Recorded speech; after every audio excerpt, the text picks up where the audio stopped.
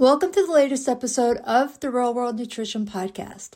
This is episode 236, What Changed Over Time in the Dietary Guidelines and What That Tells Us About Nutrition Science. Hi everyone, welcome back to another episode of Real World Nutrition. I am your host, Shelly Ryall, registered dietitian nutritionist, and this episode is the second in a series I'm doing about the dietary guidelines. So if you didn't catch the last episode, that was 235, I talked about what has stayed the same in the dietary guidelines for Americans since that first edition came out in 1980. And that episode focused on the consistency that often gets overlooked in nutrition guidelines and conversations. So in this episode, I'm going to shift from what has changed over time and what those changes tell us about nutrition science. So again, just a quick update or quick overview. The dietary guidelines for Americans are released every 5 years, and it is based on the most recent nutrition science available at that time. So some things get updated and changed minimally, and I'll go into that today. But I also want to say it doesn't matter what or who is in the White House or the administration, the guidelines are updated every 5 years. No matter what, it doesn't matter who's the president and who's in charge of Health and Human Services. So I just want to make that clear. So going back to this episode and more specifically, what has changed.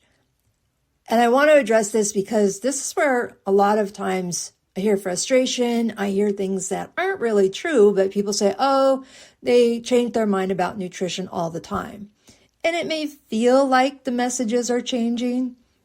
Because one decade, fat's the problem. Another decade, sugar's the problem. We used to talk about cholesterol all the time, and now we barely mention it anymore, talking about dietary cholesterol. So that brings the question, well, why is nutrition science so inconsistent? And I clarify, nutrition is a science. So why is it so inconsistent? Is it inconsistent? And is there something else going on? So first up here, change does not mean something is inconsistent. We see changes all the time. And when people see changes in nutrition guidance, it's often interpreted as a contradiction or that we're just changing our opinions. Again, it's a science, not an opinion, but it's seen as a contradiction. But what might look like an inconsistency is really an evolution of our understanding of nutrition as it relates to humans. So nutrition science is not static. It changes as research methods improve, as we better understand how food, nutrients, and human health actually interact. And I often, when I'm talking about this, I often bring up our own solar system and how many planets we have. Now, when I was growing up, we had 9 planets, and then I don't know the details of this, but Pluto got demoted, and then I heard it was back. I honestly don't know what Pluto's status is right now. But I also say, remember, Pluto's still there, regardless of how we understand it. It's still there. It didn't change. It just how our understanding of it changed. And similarly, back in the old days, centuries back, it was thought the Earth was the center of the universe, and then it was thought the sun was the center of the universe. Turns out we're not the center of the universe, despite what we might think. But again, what changed? Not where Earth's status was in the universe or the sun's status in the universe, but how we understood their status in the universe. So again, nutrition science isn't as much changing as much as we are understanding how nutrition science applies to our lives, our understanding. So it's not saying that cholesterol was always something we needed to, or wasn't always something we needed to pay attention to. It's just our understanding of it. Yeah. So I'll get into some of these details here, but I just want to remind people the dietary guidelines are not meant to be perfect. They're not meant to be final.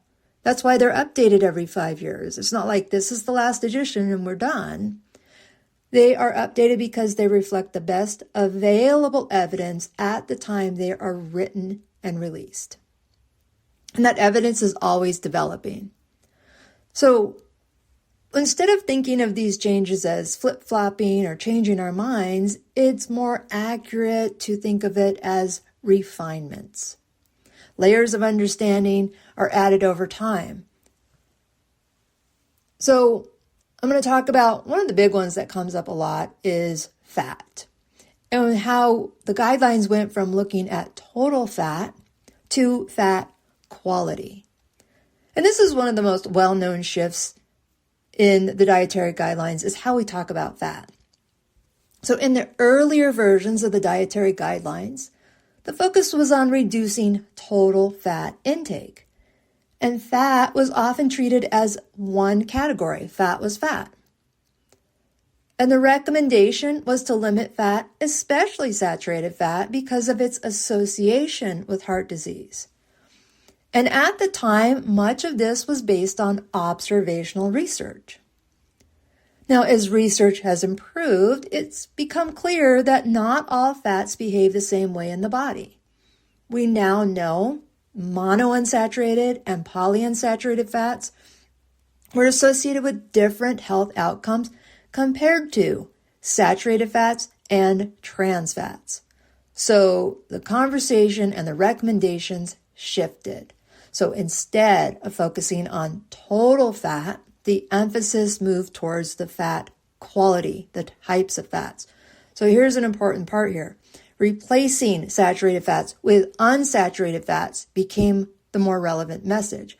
So in the earlier messaging, it wasn't clear, so people were taking out saturated fats and all fats. So that's why a lot of things were low fat, no fat, when that wasn't what we should have been doing. We should have been looking more at the types of fats, pulling back on the saturated fats, and ensuring the fats that we're getting and still getting are primarily the unsaturated fats. So this wasn't a reversal necessarily. It was just a more detailed understanding of something that was already being studied. And then I brought up the cholesterol. So let's talk about cholesterol in context. And here I'm talking about dietary cholesterol, not our blood cholesterol levels, because those are two things. So dietary cholesterol is probably one of the most cited examples when people say nutrition advice keeps changing. Although I think I mentioned it in the last episode, some people still think we need to watch dietary cholesterol. And early guidelines recommended limiting dietary cholesterol to a specific number. And back then, for most people, it was less than 300 milligrams per day. And that guidance was there for quite a while. And then over time, research showed that for most people, dietary cholesterol doesn't have a large impact on blood cholesterol as was once thought. It turns out other factors like saturated fat and overall dietary patterns play a larger role in blood cholesterol levels. So by 2015, when the 2015 dietary guidelines were released, cholesterol was not even listed in the guidelines. It was no longer considered a nutrient of concern the way it had been. So the shift wasn't as much a contradiction, it was what we would say probably more of a recalibration. So the role of cholesterol wasn't totally eliminated because for some people it is important, but not as much as we thought it was. So we better understood dietary cholesterol in this context, and that this is a pattern, as we understood context better, that's what we'll see across nutrition science is the refinement, the recalibration of recommendations. So another one, protein sources and dietary patterns. So protein guidance has also evolved. Now, people may not have noticed this one as much, but earlier recommendations focused on getting enough protein and avoiding excessive intake. And it wasn't as much emphasized on where protein came from. Again, over time, research began to look more at dietary patterns rather than individual nutrients. So it was less so about protein as a nutrient, but what are the foods that people are eating that do contain protein? And so that meant we paid more attention to the protein sources. Now, I remind people, I still have to remind people of this. Protein, what tends to come to mind in a lot of cases is meats. Meats, poultry, fish, seafood. But we have to remember that plant proteins are there too. And that's where a lot of people just don't think of that, at least in my experience. So plant-based proteins like beans, lentils, nuts, and seeds started to receive more emphasis as we talked about protein. Now, it's not meaning that we are discouraging animal proteins. It means that there's a broader understanding that a variety matters. The dietary pattern matters more than any single nutrient food. So including protein foods or foods that contain a good amount of protein is important, whether it's plant-based, beans, lentils, seeds, or animal-based, eggs, fish, poultry, meat. So dietary patterns, again, I talk about dietary patterns more than a single nutrient or food. So again, this shift here was reflecting a larger trend in nutrition science moving away from an isolated nutrient towards overall patterns of eating. Now, I want to mention too, I see this online all the time. People say, peanut butter is not a protein. Well, it is. Peanut butter has protein in it, a decent amount. It also has healthy fats. It also has carbohydrates in it. So not saying that peanut butter is a protein, it's more of a decent source of protein. So we don't want to say these foods are in isolation because foods are a blend of at least two of the macronutrients, if not all three. So the next up was sugar and the bigger picture. And this feels like this has been getting more spotlight in the last several years. But I do want to say it's been there the whole time. So added sugars, more specifically, have been part of our conversation, recommendations, discussions all the time. I should say a long time. But the way they've been discussed in the guidelines has become more specific. So the earlier guidelines mentioned sugar in more general terms, but more recent versions, not just the one that was released in 2026, but versions before that, included clear limits, stronger connections to chronic disease risks. So it was really more recent, but past versions did say less than 10% of our total calories should come from added sugars. So it wasn't something new in the 2026 release. And then what is also evolving is how we talked about ultra-processed foods. And this is a newer area of focus, but what makes this challenging is what defines an ultra-processed food. You may think it's pretty obvious, but there's some gray areas there. There's things that are obviously ultra-processed foods, abundantly clear. But other areas, some foods are not so clear. So this looking at ultra-processed foods and more specifically how it affects us is, again, the newer focus. So the guidelines don't strictly categorize foods in this way. They acknowledge how added sugars, again, specifically added sugars, sodium, and refined grains affect overall diet quality. So this reflects growing recognition that food is more than just individual nutrients. So again, another place where it's not the individual nutrient, but it's the food. And structure, processing, and context all matter. If I want to have something that's an ultra-processed food once in a while, is that a big deal? If my overall dietary pattern is pretty good otherwise. So context matters. If I'm having an ultra-processed food every single day, or it's a bigger portion of the diet than it ideally should be, is that important? It's just, it's got to take a bigger picture approach. So why does nutrition science evolve? So I've alluded to this, and to really understand changes, it does help to look how nutrition research works. So a lot of the early nutrition research relied primarily on observational studies, and some of it still does. We have some studies that have been going on for 50 plus years, 60 years. Third generation population studies. And these studies can show associations, but they can't prove cause and effect. And one of the other things too is we were looking in the early observational studies because we didn't know all these nuances of what to look at, cholesterol or added sugars or types of fats. They weren't being looked at in the earlier observational studies. And we can't go back in time and say, oh, let's double check this if they weren't even measured back then. So other types of studies, randomized controlled trials, are really strong evidence studies, but in nutrition, it's really difficult to do. Because one, people do not live in controlled environments. It's mostly illegal and unethical. When I say controlled environments, there have been prison studies in the past, but it's, again, not the best thing. And, ethics are in line there too. But when we do have a controlled environment for 10 or 12 weeks, if even that's just for 10 or 12 weeks. We put people in different randomized groups, randomized controlled trials, but the control is limited because we can suggest or educate or recommend people eat this specific way for a period of time.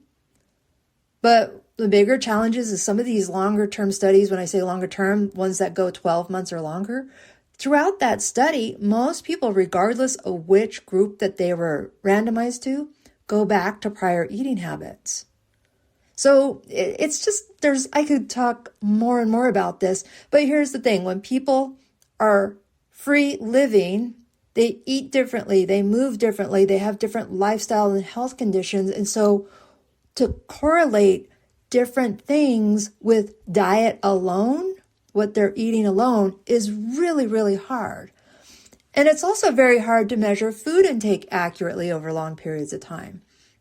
And I might have mentioned this in the past, but I've been in a study for, more than 10 years. It's probably been 15 years now. And I actually have a questionnaire I have to fill out. It's in my inbox where I do list what my habits are, from smoking and drug use and medications and exercise habits and sleep habits and my eating habits. And I'm supposed to look at that and say, in the last year, how often did I have fruits and vegetables, this specific type? It's just not accurate. We do the best we can, but it's just not accurate. So we're not living in a Truman Show environment either, so where everything can be observed. So I could go on about this, but all of these factors make nutrition research complex. We can find out all the great health benefits of tofu, but if somebody's not eating tofu, we're not going to get anything out of it. So as these various nutrition science methods of research improve, conclusions can become more refined. Not necessarily more certain, but more detailed. So that's why I often say, this is what we understand right now. We will likely understand more in the future. When I talk to groups, talk to students in my classes, I'm like, this is what I'm telling you right now. You could take this same class again in 5 years, and there might be different things as we better understand things. So why does this feel uncomfortable? These changes that we hear about, or what feels like drastic changes, even when we understand that science evolves, it can still feel uncomfortable because people want clear, fixed answers. And nutrition doesn't always provide that. And then there's also differences between individual experience and population level guidance. Individual experiences, I may have grown up in the same location as my other family members, but once we separated and went our separate ways, we had this whole different individual experiences. So that makes it a little bit more complex. The dietary guidelines, going back to the dietary guidelines, these are designed for public health. They're not meant to account for every individual preference, experience, or outcome. It doesn't take into consideration people's risk factors for various health concerns. It doesn't mean individual experiences aren't valid, but they're not the same as evidence used to guide a population or guide population recommendations. So I want this to be clear that there's this distinction here that can help us make sense of why the guidelines look the way they do to guide a population.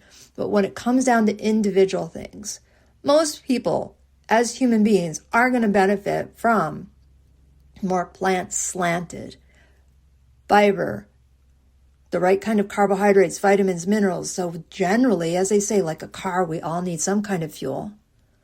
But what type of fuel, what type of tires, what type of oil is going to vary by the car. So when it comes to an individual, these little things do have some differences. So again, when you look at changes or hear about changes in the dietary guidelines all the time, over time, I should say, it's not inconsistency. It's refinement. It's a shift from broad recommendations to a more nuanced understanding, like with the protein. From focusing on single nutrients to looking at overall patterns. From limited data, where with population studies were only for 10 or 20, maybe 30 years, to more complex layered evidence as we further understand, have longer term observational studies, but have more understanding of what impacts our health. And this is what we expect from science. This is how science works. And for some people, this is new, that nutrition is a science, but it is. It is a science. And so that's how things work. And figuring all this stuff out, we probably aren't going to have it all figured out in my lifetime, but we're doing the best we can. All right. With that, heads up for the next episode. I'm going to continue in the series and look at another aspect of the dietary guidelines. And this time I'm going to look more specifically at the recent released ones, the 2025 to 2030 guidelines, and some of the specifics of this latest version, both sides of things, what they got right and what was not quite right. Okay. With that, also, I have a link in the show notes to the blog post that accompanies this. And as I said with last week's episode, if you go to that blog post, you scroll all the way to the bottom, you can see the whole series I have on the dietary guidelines that explains this in different ways, has a little bit more details. All right. So with that, that's it for this week's version of the dietary guideline discussion or this episode. I'll see you next time. Take care and bye for now.